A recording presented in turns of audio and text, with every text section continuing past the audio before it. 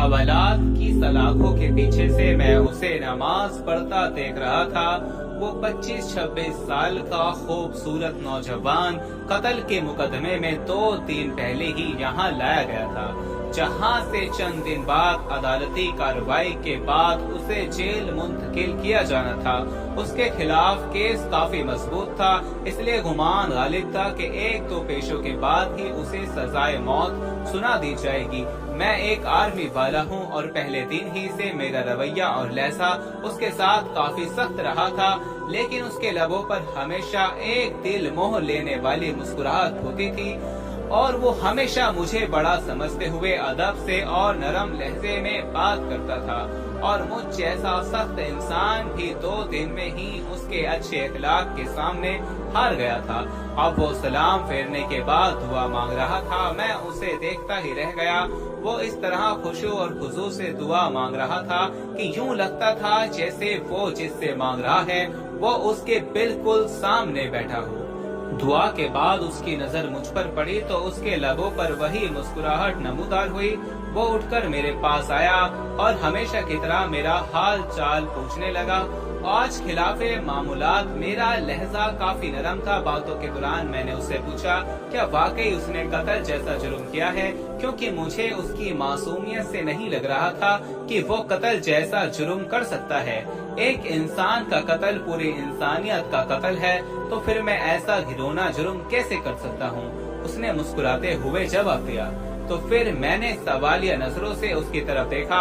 जब अल्लाह इस दुनिया में किसी को इख्तियारात देता है ना, तो अक्सर लोग भूल जाते हैं कि ये इख्तियारात अल्लाह की तरफ से अमानत हैं। वो उन सब को अपना कमान और हक समझ बैठते हैं।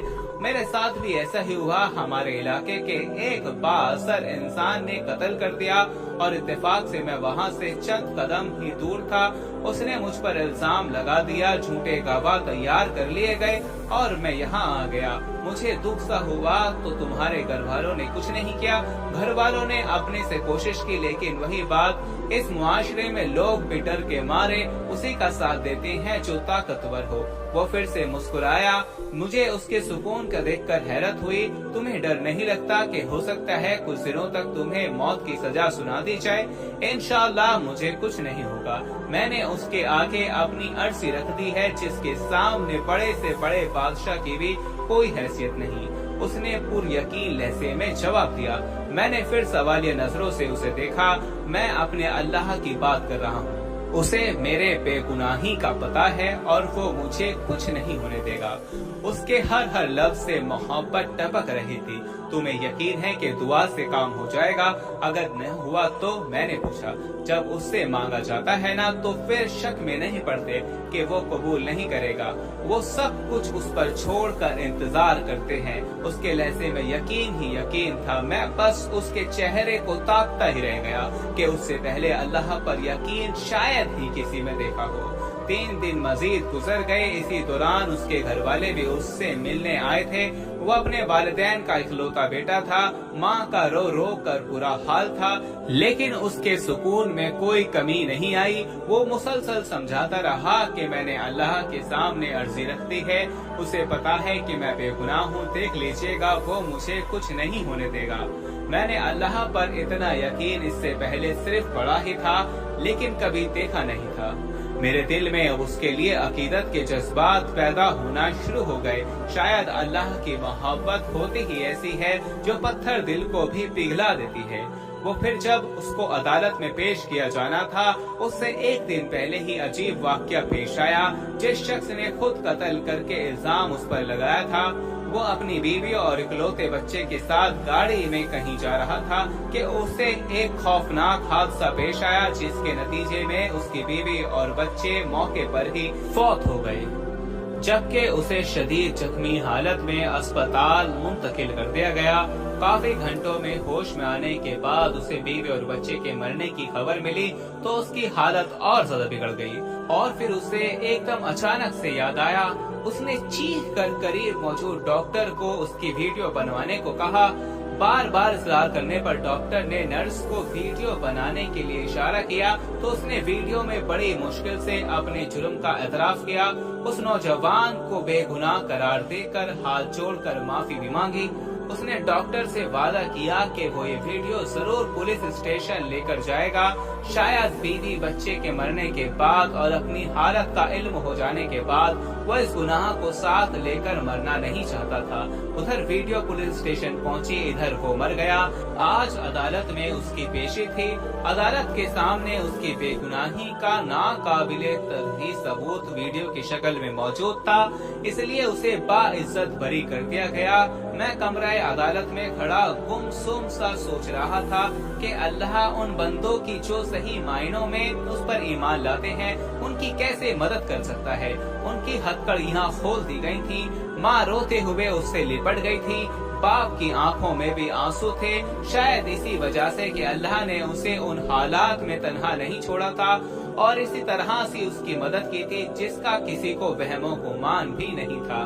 پیارے دوستو، بے شک اللہ بڑا بے نیاز ہے. اگر آپ کسی کے ساتھ ظلم کریں گے تو اس کی سزا آپ کو بھگتنی پڑے گی. اگر آپ کسی بے گناہ انسان پر کوئی الزام لگاتے ہیں تو آپ کو یہ بات یاد رکھیے گا کہ روز محشر جب اللہ کی عدالت لگے گی تو اس میں وہ اپنا مدعا بیان کرے گا، اس میں وہ اپنی بے گناہی بیان کرے گا، اور بے شک اللہ خوب جانتا ہے کہ وہ بے گناہ ہے اور آپ کا یہ ظلم آپ کے گلے پڑے گا.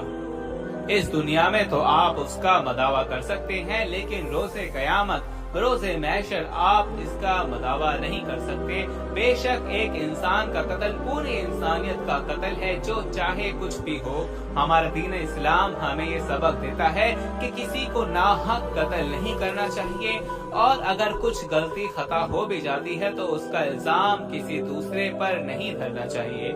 اور پیارے دوستو، اسلام میں جتنی تاکید کے ساتھ انسان کے قتل کی حرمت کو بیان کیا گیا، اگر آج کل کے دور کو دیکھا جائے تو اتنی بے حرمتی ہو رہی ہے. افسوس کہ معمولی باتوں پر ناحق قتل کر دیے جاتے ہیں، اور بعض مسلمان اس جرم کا ارتکاب بھی دینی خدمت سمجھتے ہیں. حالانکہ قرآن و حدیث میں کسی انسان کو ناحق قتل کرنے پر ایسی سخت وعیدیں بیان کی گئی جو کسی اور جرم پر نہیں کی گئی.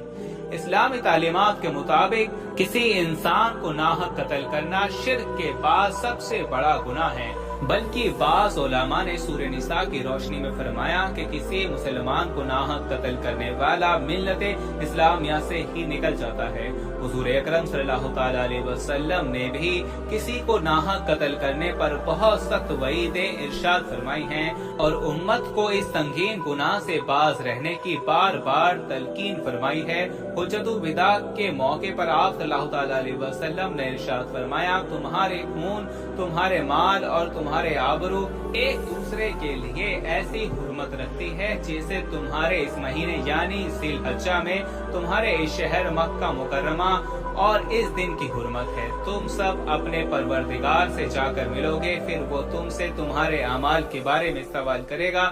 لہٰذا میرے بعد پلٹ کر ایسے کافر یا گمراہ نہ ہو جانا کہ ایک دوسرے کی گردنیں مارنے لگو. بحوالہ صحیح بخاری. تو دوستو، کسی پر غلط الزام لگا کر اس پر سزائے موت دلوانا بھی ایک ناحق قتل ہے. پیارے دوستو، امید کرتے ہیں آپ کو آج کی ہماری ویڈیو ضرور پسند آئی ہوگی. اگر آپ کو یہ ویڈیو پسند آیا ہو تو اس ویڈیو کو دل سے لائک کریں اور زیادہ سے زیادہ لوگوں تک اس ویڈیو کو ثواب کی نیت سے شیئر کریں. اور اس ویڈیو کے بارے میں آپ کی کیا رائے ہے کمنٹ سیکشن میں اپنی رائے کا اظہار ضرور دیں. اور مزید اسی طرح کی روز کی ویڈیو پانے کے لیے ہمارے چینل کو ضرور سبسکرائب کریں. ملتے ہیں پھر ایک نئی ویڈیو کے ساتھ، تب تک کے لیے اللہ حافظ.